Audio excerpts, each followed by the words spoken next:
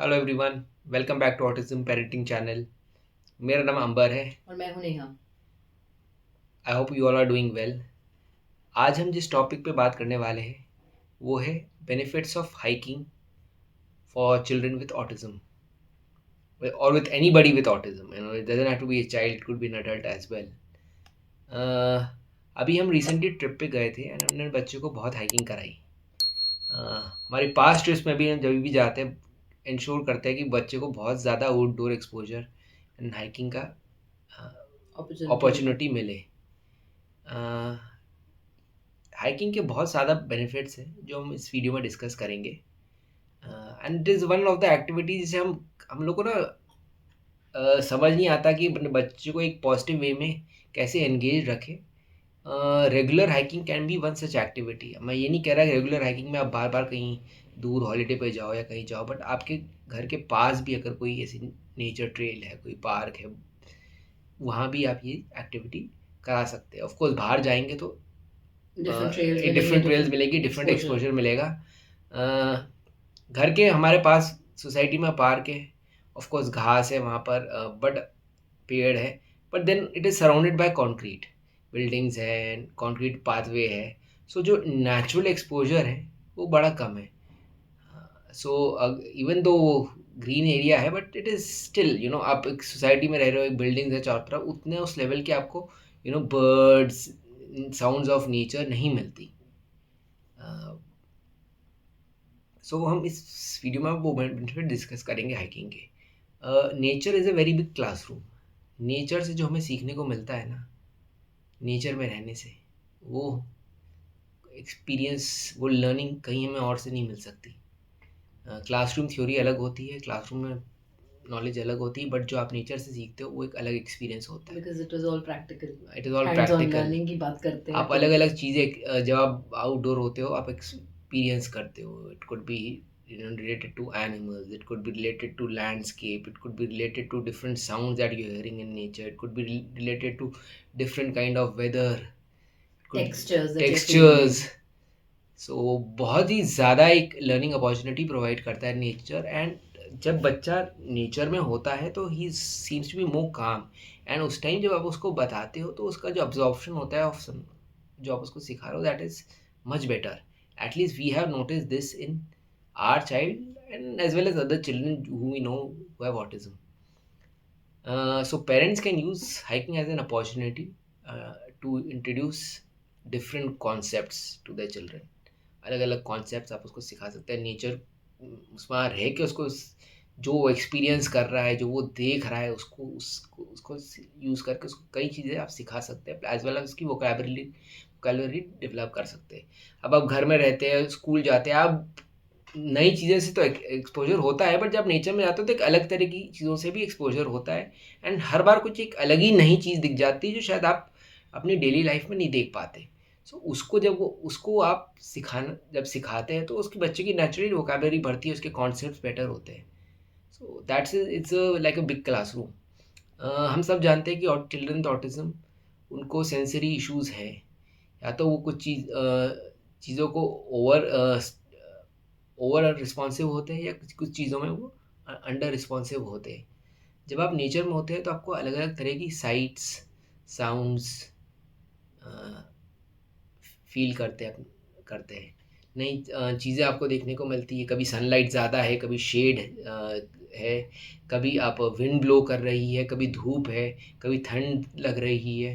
आप अलग अलग तरह की सर्फेसेस पे चल रहे हो, कभी सरफेस अनइवन है, कभी इवन है, कभी ग्रास है तो कभी पत्थर है। सो एंड कभी आप अलग अलग तरह की साउंड्स एक्सपीरियंस करते हैं। बर्ड्स की साउंड एक्सपीरियंस करेंगे, विंड की साउंड एक्सपीरियंस करेंगे, लीव्स के रसल होने की साउंड एक्सपीरियंस करेंगे। जब आप जो चलते हैं, जो पैरों के नीचे आपकी जो जूतों से आवाज़ें आती हैं अलग अलग, कभी रॉक के ऊपर आ रही है, कभी लीव्स के ऊपर आ रही है। So all that provides a very very rich sensory experience to the child. And वो उनकी सेंसरी प्रोसेसिंग और सेल्फ रेगुलेशन को बूस्ट करने में बहुत इंपॉर्टेंट रोल प्ले करता है। बच्चे जब नेचुरली बाहर जा रहे हैं that means that exercising well. Physically उनके लिए अच्छा रहता है, फिजिकल एक्सरसाइज हो रही है, they are taking care of their health that way. उनका बैलेंस बेटर हो जाता है, उनकी कोर स्ट्रेंथ बेटर हो जाती है, उनकी कोऑर्डिनेशन बेटर हो जाती है, because if you are going on different different terrain, जैसे आपने बताया कि you are going on maybe flat surface, you are going on maybe stones के ऊपर से जा रहे हैं, या you have grass, whatever, all these kind of things बच्चे को गेज करना पड़ता है कि किस पे कैसे चलना है. इफ़ फॉर एग्जांपल हम हॉलीडे के लिए गए थे, तो हमने बच्चे को उसको स्नो भी एक्सपीरियंस हुई, लेकिन अगर हम जैसे जो रास्ता उनका चल रहा है उस पे अगर वो स्नो पड़ रही है, तो उसको अपने आप ही समझ आ रहा है कि उसको ज़्यादा तेज़ नहीं चलना वरना वो गिर जाएगा.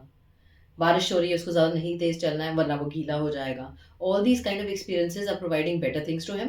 एट द सेम टाइम उसकी फिजिकल हेल्थ बनी रहती है बच्चे की, उनकी कोऑर्डिनेशन, उसका जो बैलेंस वो मेंटेन करते हैं वो हो जाता है. फिर इससे ऑब्वियसली इससे कम्युनिकेशन स्किल्स बढ़ते हैं, इससे सोशल स्किल्स बढ़ते हैं, आप लोगों से मिलते हैं, आप you are in unstructured place, you are not in a structured setting, जहाँ पे आपको बच्चे को बताना पड़ेगा कि, या वो आपसे बोलेगा कि बस यही है यही है, उसको पता है कि उसको ये नहीं पता आगे क्या आने वाला है, तो ही माइट टॉक. आप उसको इंस्ट्रक्शंस देंगे, आप कुछ उसको नए वर्ड्स देंगे, मीनिंगफुल चीज़ें इंटरेक्शन होंगी उसको. हमारे मतलब आई थिंक हम भी जब छोटे थे, तो अगर कोई प्लेसेस ऐसे मिलती थी जहाँ पे आपको रोल करने को मिलता है, तो हम ऑटोमेटिकली करते थे. बच्चे करते हैं, they enjoy it so much. पत्थर को फेंकना, रोलिंग इट डाउन, वो they enjoy so much in the nature. Hikes में जाते हैं, आपको कोई अच्छी जगह मिले हाइकिंग के लिए, may be water trail, I mean water के साथ ट्रेल हो कहीं पे, तो बच्चों के लिए और भी अच्छा, क्योंकि they are getting the senses as like water is anyway, it has calming effect. तो बच्चे को वो भी बहुत अच्छा लगता है. उसमें पत्थर मार पत्थर रहे हैं। फेंकना, उसमें पत्थर फेंकना, उसमें रिफ्लेक्शन देखना, उसमें वाटर की रिपल्स देखना. So you give so much vocabulary to it at that time कि बच्चे को दिमाग में रह जाती हैं चीज़ें, एंड वो एसोसिएट करते हैं फिर चीज़ें, and that is how they are increasing their communication and social skills. अपने आप ऑटोमेटिकली, अगर उन हाइक्स पे आप जा रहे हैं, इंटरेक्शन लोगों से होएगा, तो इट ऑटोमेटिकली इंक्रीजेस.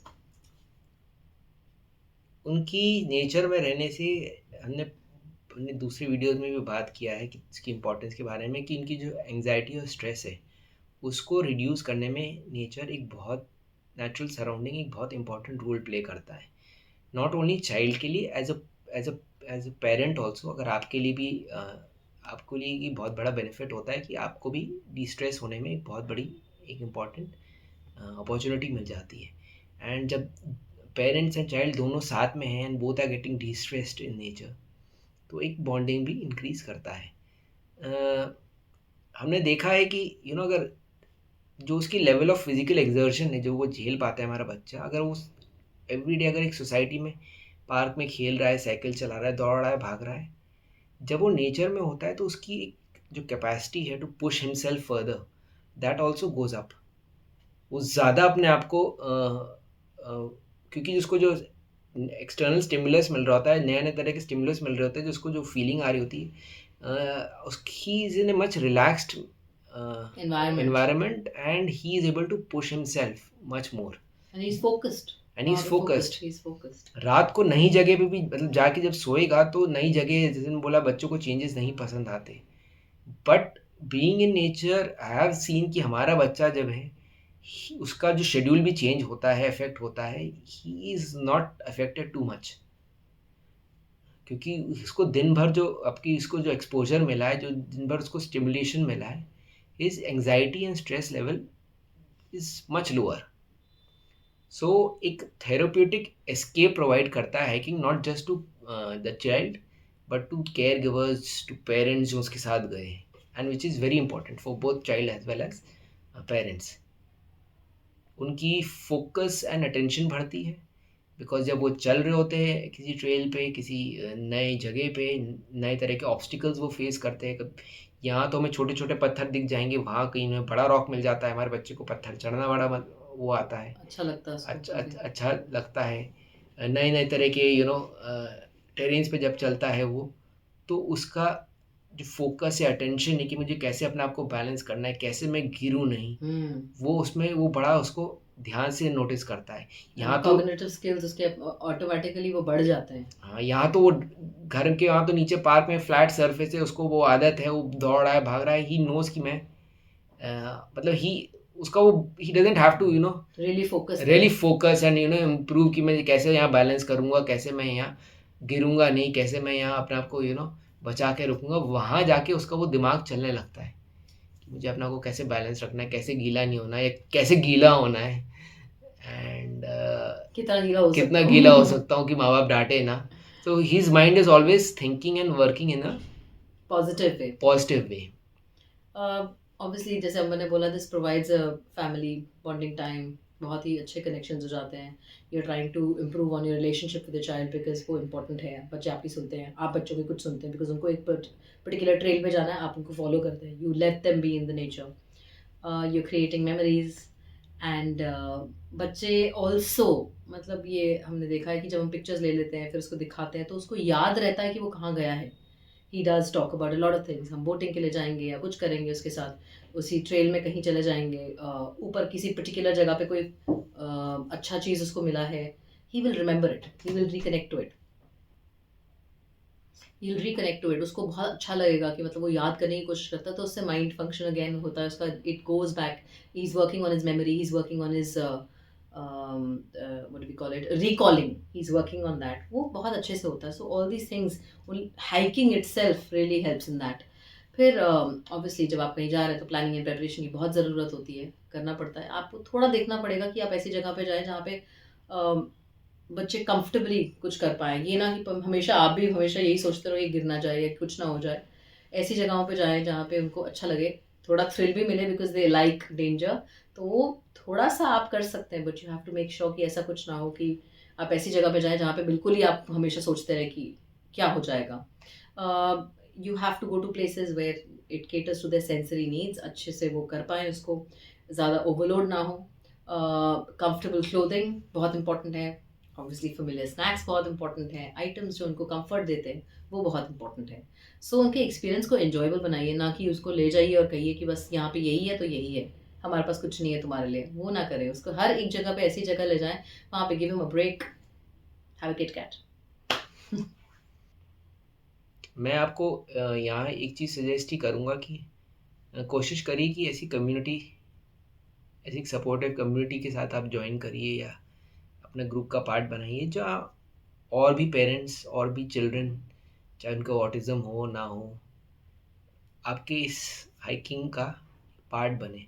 बिकॉज जब आप एक ग्रुप में जाएंगे, आप सिंगल सोलो मतलब जस्ट पेरेंट्स बच्चे के साथ वॉक कर रहे हैं, और एक है कि आप वॉक कर रहे हैं और एक साथ में और भी एक एक ग्रुप है, चाहे वो बच्चे से ज़्यादा इंटरेक्ट करे ना करे, चाहे उनमें बच्चे ऑटिस्टिक बच्चे हो ना हो, बट एक कम्युनिटी का होना इस लर्निंग एक्सपीरियंस को और ऐड कर देता है। Because the child then learns to Behave in a certain way behave in a in a certain social way, circle. adapt in a certain way, tolerate different people in a certain way.